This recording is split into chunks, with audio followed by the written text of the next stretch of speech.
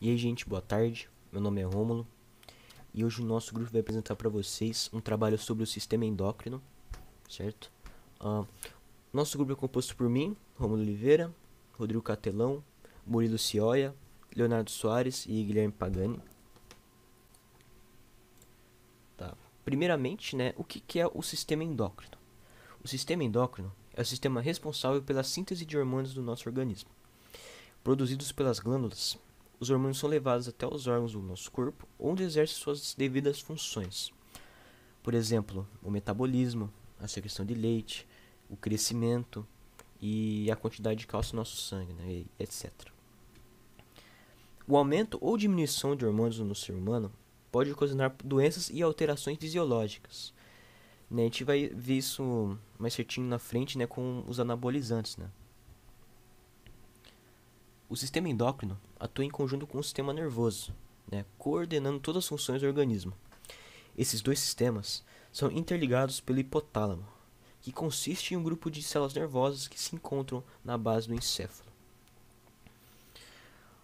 Agora, como vocês podem ver no slide, né, eu listei uma das principais glândulas do sistema endócrino. Né. O hipotálamo já falei para vocês, né, ele interliga os dois sistemas, o nervoso com o endócrino. A hipófise ela é responsável por produzir vários hormônios e é considerada a glândula mestre do organismo, uma vez que ela estimula a atividade de outras glândulas. Tem a glândula tireoide, né, que é uma glândula que produz diversos hormônios responsáveis por controlar a velocidade do metabolismo celular, manutenção do peso, temperatura corporal, crescimento e ritmo do coração. Também temos as glândulas paratireoides, né, as células ilhotas do pâncreas, glândulas adrenais e as glândulas sexuais. Função endócrina. A principal função das glândulas endócrinas é secretar hormônios diretamente na corrente sanguínea.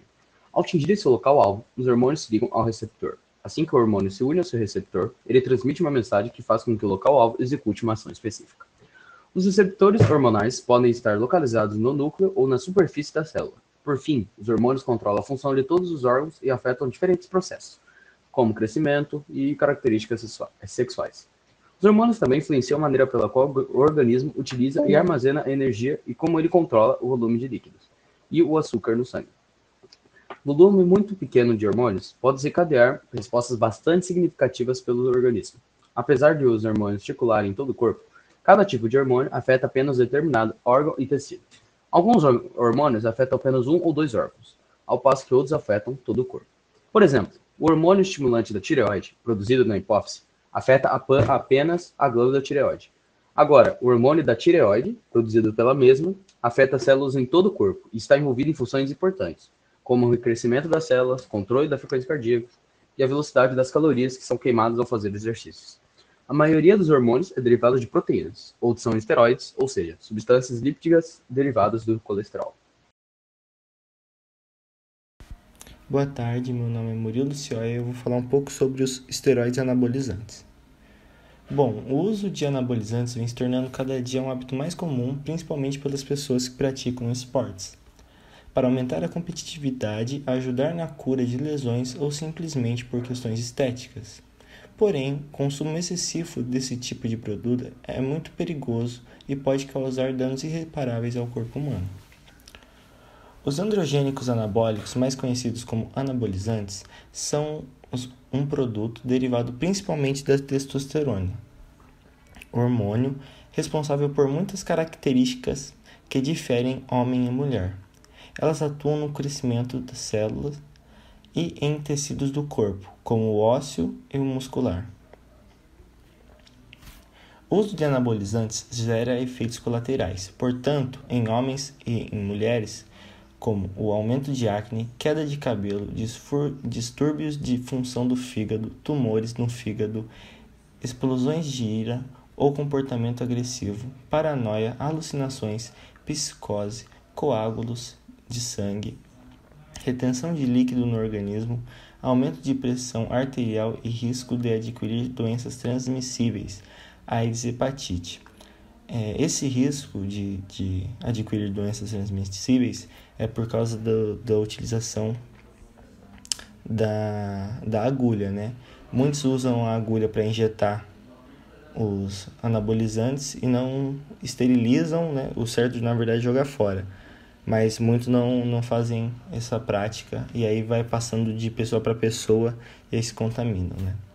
No caso das mulheres, o uso de anabolizantes pode gerar características masculinas no corpo, como o engrossamento da voz e o surgimento de pelos além do normal. Além disso, o aumento do clítoris, irregularidade ou interrupção das menstruações, diminuição dos seios e um aumento de apetite. Além do rosto da mulher ficar muito mais masculino do que o normal. Em alguns casos isso é irreversível, mas pode ser que seja reversível, né? Mas é muito raro e muito difícil. Nos homens, o excesso de anabolizantes pode causar aparecimento de mamas, redução dos testículos, diminuição da contagem dos espermatozoides e calvície. Isso acontece porque o nível de testosterona no homem é de 300 a 900 nanograma por decilitro de sangue. E quando um homem, uma mulher, passa a utilizar a testosterona, né, com alto nível, indo para 5.000 nanograma por decilitro de sangue, o organismo ele entende que ele não precisa mais fabricar testosterona, né? Ou seja, o testículo, né, ele acaba atrofiando mesmo, e aí tem até uma diminuição dos testículos, né? E consequentemente a diminuição da quantidade de espermatozoides. O correto é o homem ele fazer o TPC, que é terapia pós-ciclo, né? Só que muitos não sabem disso e não têm condições de fazer esse TPC, que é algo que vai voltar você ao normal de como era antes. Você se tornaria natural de novo, né? Mas muitos não fazem isso. E aí acaba tendo a disfunção erétil, porque a pessoa está tomando testosterona, né? Está em 5.000 nanograma por decilitro de sangue. Tá lá muito ativo, né? E aí ele para de tomar a testosterona dele, como o testículo dele está atrofiado, né? Não está mais mandando essa testosterona natural, a pessoa fica sem libido, sem testosterona, e aí tem disfunção erétil. Em adolescentes, as consequências podem ser piores, como comprometimento do crescimento, maturação óssea acelerada, aumento da frequência e duração das ereções, desenvolvimento sexual precoce, hipervirilização, crescimento do falo, hipogonadismo ou megalofalia, aumento dos pelos púbicos do corpo, além de um ligeiro crescimento de barba. Esses hormônios podem ser usados clinicamente e ocasionalmente serem prescritos sob orientação médica para repor o hormônio deficiente em alguns homens, e para isso ajudar o paciente com AIDS a recuperar peso. E nos casos de necessidade clínica, os pacientes são indicados a tomarem apenas doses mínimas para regularizar a sua disfunção. O homem, quando ele passa dos 30 anos, ele tem uma redução de produção de testosterona muito grande. E isso pode começar a afetar na vida sexual dele, né? Então a gente tem a reposição de hormônios, né? Que é algo que hoje em dia está acontecendo muito frequentemente e está ficando bastante famoso. O uso das injeções de anabolizantes, esteroides, pode levar ao risco de infecção pelo HIV e vírus da hepatite, se as agulhas forem compartilhadas. Esteroides anabólicos obtidos sem prescrição não são confiáveis, pois podem conter outras substâncias. Os frascos podem não ser estéreis e, além disso, é possível que nem esteroides contenham. Estudando um pouco sobre isso, a gente vê que o GH, que é o hormônio do crescimento, que é muito famoso no mundo do fisiculturismo, né? Ele é vendido em caneta, só que uma caneta de GH é muito caro, chega mais ou menos a R$ 500, cento e poucos dólares, né? E aí o que estavam fazendo? Estavam pegando uma caneta de insulina e vendendo como se fosse GH. E aí esses atletas estavam aplicando essa insulina achando que era GH e estavam tendo hipoglicemia. Muitos quase vieram a óbito, né? Por causa dessa prática. Porque é um mercado que não é um mercado clandestino, né? Não é legalizado assim. Alguns hormônios como trembolona, Deca, o próprio GH, né? O GH é legalizado, mas se eu não me engano a trembolona não é, porque é um remédio que é utilizado em gado. E aí o humano vai lá e aplica em si mesmo, né? Nem sabe se aquilo ali tá certo.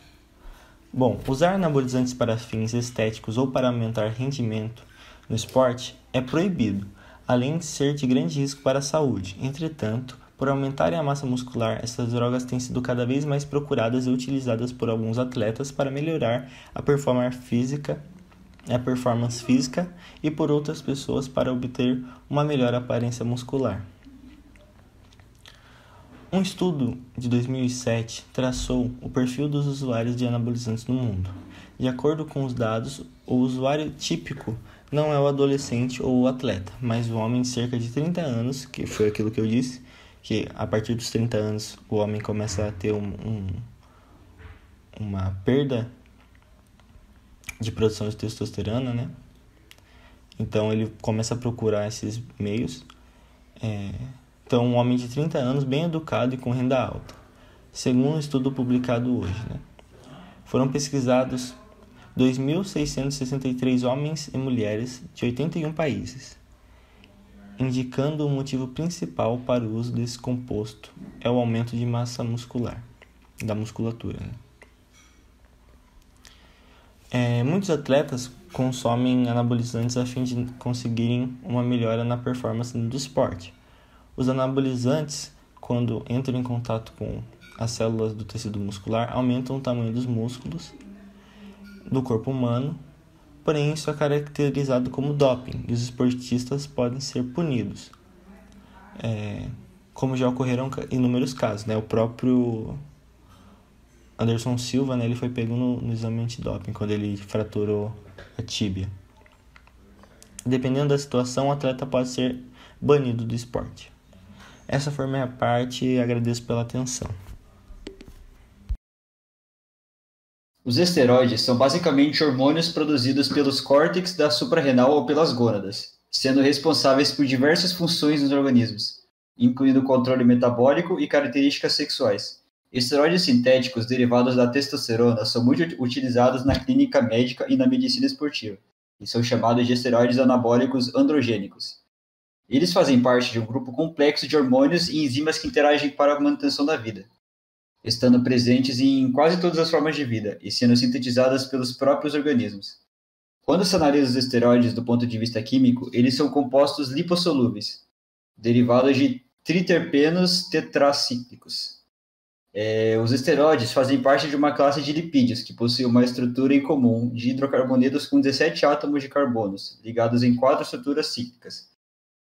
Dependendo dos grupos funcionais que se ligam na estrutura base dos esteroides, a molécula terá funções diferentes no organismo. Esses grupos funcionais podem ser diversos, mas os mais comuns são alcoóis, ésteres, cetonas, aldeídos e ácidos carboxílicos. Dentre os esteroides naturais, o mais importante é o colesterol e seus derivados, como os hormônios sexuais feminino, estradiol, e o masculino, testosterona. Bom, agora eu vou apresentar para vocês alguns dos esteroides mais importantes. Colesterol é um álcool insaturado de extrema importância para o nosso organismo.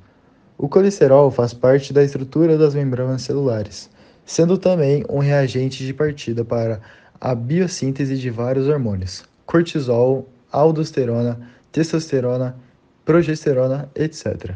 Dos sais biliares e da vitamina D.